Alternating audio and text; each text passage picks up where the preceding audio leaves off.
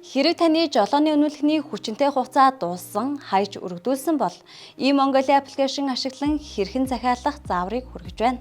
Жолооч та өөрийн хандах эрхээр e-Mongolia аппликейшн руу нэвтрэн жолооч танд гэсэн хэсэг рүү ороод жолоочтой холбоотой ямар мэдээлэл авмаар байна гэсэн цэснээс тээврийн хэрэгслийн жолоодох эрхийн үнэмлэх хэрхэн авахыг их бичиглэлийн үйлчилгээнүүд цэсдээр даран жолоодох үнэмлэх солих нөхөн олох дээр дарснаар таны жолооны үнэмлэхний төлбөр болох 12,500 төгрөгийг банкны аппликейшн ашиглан төлснөөр захиалах эрх үүсч хүсэлт үндэслэл шалтгаан хэсгийг бөглөн цааш үргэлжлүүлэх дээр даран холбоо барих мэдээллээ оруулж хүргэлтийн төрлийг сонгоно.